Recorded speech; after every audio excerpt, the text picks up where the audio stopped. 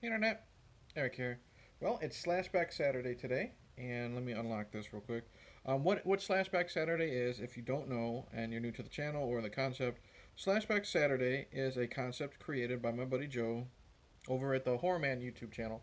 And what it is every Saturday he has a theme, and you try to pick a slasher movie that fits into said theme. I try to do these as much as possible.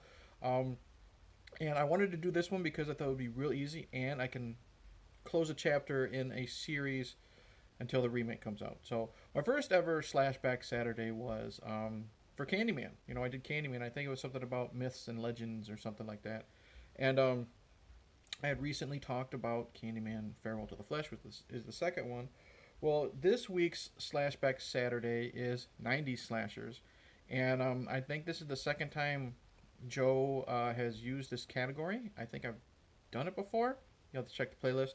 But I figured until the Jordan Peele produced one comes out, if it ever does because of COVID, I'm going to, as of right now, close the series. Start it with Slashback, end it with Slashback. 90 slashers, Candyman, Day of the Dead. Now, if you're new to my channel, welcome. Plot spoilers, specific scenes, all that crap. This came out in 1999, so it just makes the cutoff date. Um, excuse me. Basic plot of this is it takes place like 25 years after Farewell to the Flesh. The lead actor, so that lead character has now, like, at the end of that movie, you find out she has a child. The child is now grown up, played by Donna D'Errico from Baywatch fame and Playboy and basically nothing else. And she has all of Daniel Robitaille's Candyman's paintings in an art gallery. Big displays happening, blah blah blah. She's put on the spot by her buddy and the guy who's like promoting it all.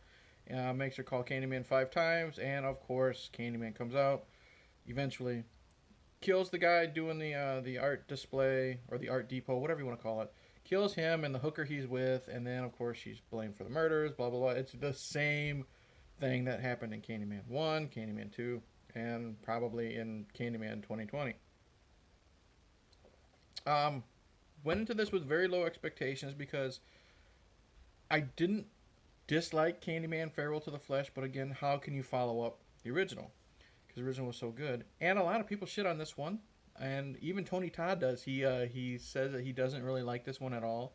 In the bonus features for Farewell to the Flesh, he basically said in no other words that the only ones that exist to him are parts 1 and 2. Had low expectations, no expectations, went into this one, and I really enjoyed it. Donna D'Errico, she's there to look pretty. She's nothing special. Like, she does her job, she tries her best to be serious when she needs to be serious. She's good at being scared when she needs to be scared.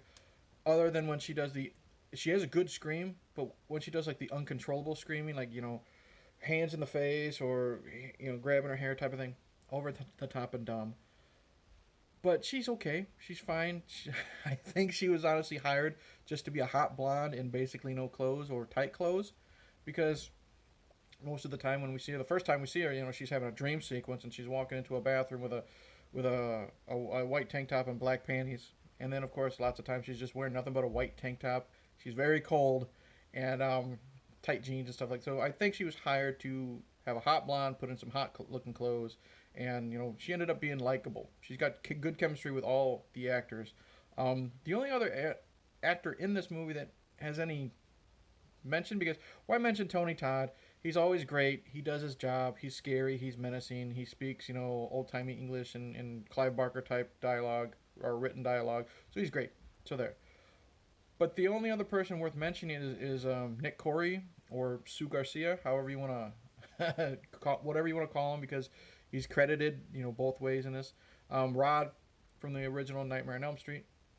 He of course is friends with the guy doing the art display, so they want to find out who really killed him. Blah blah blah. He has really good chemistry with Donna D'Errico, and of course they have they fall in love. Blah blah blah. But he's really good. He's really likable. Strong character. Really wants to help her, and you believe it. So he's really really good too. 2 for 2. The only other character, I mean, other than him that is mentionable is like there's an asshole cop who wants to take her down because of her involvement with Nick Corey because he's a racist asshole. That comes up. He does his job being a racist asshole, but it's like you don't really need that in this movie. So character wise, most of them, they fit in there. They're great. And like we have Donna D'Errico's roommate. She's fine. She's a victim for the movie. So characters are great. Um, Gore, pretty good. We get the usual. We get some neck slits and blood coming out. We get impalements, and then blood coming out of the mouth. The usual Candyman shtick. Um, One impalement is actually pretty good. Someone gets a hook through the mouth and it goes through the chair because they're in a car, so it goes through the back of the chair. That's really good. Um, so you get what you pay for in this. I'm really happy with it. Um, we don't really get more of a backstory here. This is where it kind of gets confusing for me. Um, we get more flashbacks. We get to see Daniel painting the painting of like the slave owner's daughter. You get to see them have sex. So if you ever wanted to see Tony Todd make out with a naked blonde, this is the movie for you. And then they tell the story about how he was hand cut off and covered in honey. They kind of retcon that because in part two he was laying on a log of a tree. In this one he's actually tied to a tree like in a Christ pose. So that one is weird. Um, and then another problem I have with this is, and where it really gets weird is first off we really like the the mom character. We're supposed to like the mom character from the second movie. Donna D'Errico's mom. She's the lead heroine. You find out she's already dead when this one starts. She committed suicide, but then of course you find out Candyman's going from family member to family member, killing them. To keep his name up. Keep his name in the public consciousness. If they don't know, kind of like the whole Freddy thing, they don't remember me, they won't be afraid. I live on their fear type of thing. So that was just kind of weird. It's kind of like the whole John Connor thing in the new Terminator movie. Let's have John Connor in it and then just kill him off in 3 minutes. So that was a weird choice, but it was cool because we get some good gore effects, we get some good flashbacks, some really creepy imagery with the dead body. So kind of evens out. But what really gets weird is Daniel, Candyman, whatever you want to call him. He goes from wanting to keep, make Carolyn believe in him and keep the myth going. And then it starts getting weird and incestuous because there's a scene where her and Nick Corey are having sex, and then Nick Corey's head disappears. Like it's the typical, she's laying on her back, he's on top, they're kissing, and then his head disappears off screen like he's gonna go down on her or something. And then suddenly Candyman's hand comes up and he starts caressing her cheek, and I think he kisses her. So you're kissing your like great granddaughter, and that's really weird. But like he's pecking at her on the cheek if he does, but it looks very sexual. So that is confusing. And then eventually, Nick Corey was kidnapped, and he's being hung from a hook, and he's covered in bees in like this abandoned warehouse, which looks really cool with the shadows and like the blue lights and stuff like that. Him covered in blood and bees looks really good hanging from that hook.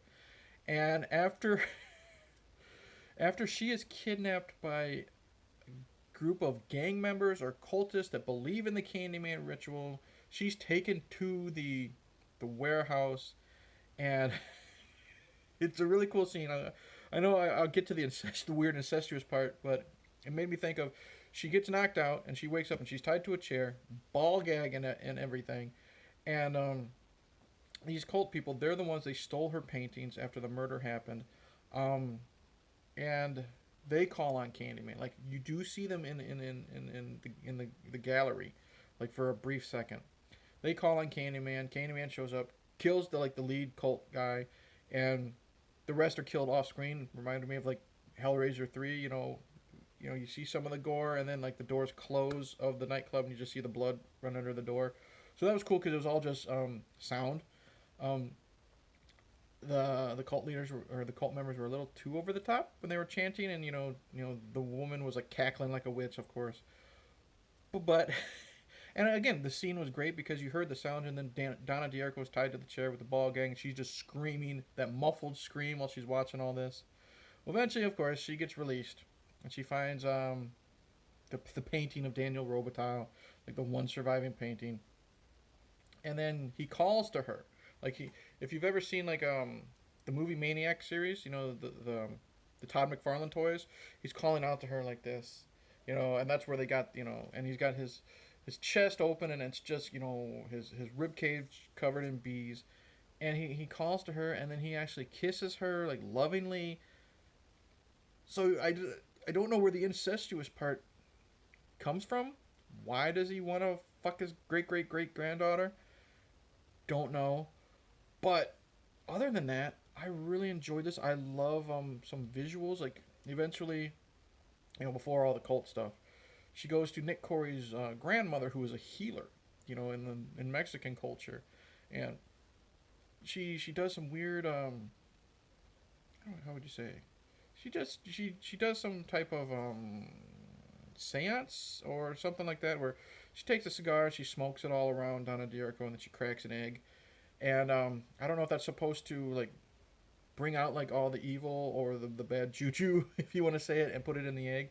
But that led to a really cool visual of like Donna eventually sees like the egg, and it starts to bleed like in the middle of the yolk, and then like the blood gets the pool of blood gets thicker and thicker, and then like a hornet or a bee obviously comes out. So that was a really cool visual. There's some good creativity in this. I like good creativity. I mentioned the dead mom, the lead character from part two. We see her walking around as a ghost, neck slit, blood everywhere. We get to see Candyman kill her. He cuts her throat. That's a cool effect. Um, yeah, really, really enjoyed this one. Donna D'Errico's good to look at. Tony Todd still does what he can. Oh, there is a really bad like CG, not CGI, but like green screen effect, where Donna D'Errico's like going down a subway, and she sees Candyman, and he's floating towards her, and there's bees behind him. The bees, when they're not the bees, when they're CGI bees, they're really, you can really tell, like when it's a swarm of bees. That looks bad. I'll give him that. And then when he's floating to her, you can tell he's on strings in front of a green screen. And then I guess when the leader of the art or the guy who's showing off all the artwork, when he's killed with this hooker, he's killed cool because he gets the whole hook through the body thing, but she's stung to death by CGI bees, and it looks lame. But again, overall, maybe it's because everyone shit on it and I had low expectations, or because I thought Candyman Farewell to the Flesh was just okay. I really enjoyed Candyman Day of the Dead. Sue Garcia, Nick Corey was really good. Great chemistry with Donna D'Errico. She did her thing, looking pretty and trying to be, as good of a lead as possible. Good to decent gore, or decent to good gore, however you want to say that. Kind of full of caffeine right now with my coffee. The incestuous stuff, don't understand it. I like how I like the way they destroy Candyman better in this one than how they did in the previous one with just breaking a mirror that had his soul. The visuals of her, climbing a mountain of skeletons and stuff like that. Yeah, really creative, really cool visuals. Candyman looked better being defeated in this one in the CGI way than he was defeated in part two. So I do think this one's a step up. I'm repeating myself 100 times. So Candyman 3 or just Candyman Day of the Dead, 90 slashers for today's Slashback Saturday. Still not as great as the original. That's hard to do, but I think it's better than Farewell to the Flesh. So that's it. Thank you for watching. Like and subscribe. Click the bell. All that stuff. Comment below. Tell me what you think. Am I the only one that thinks Day of the Dead is better than Farewell to the Flesh? I hope not. Let me know. Tell me if I'm 100% wrong. And I don't know what to say other than cheers and sweets to the sweet.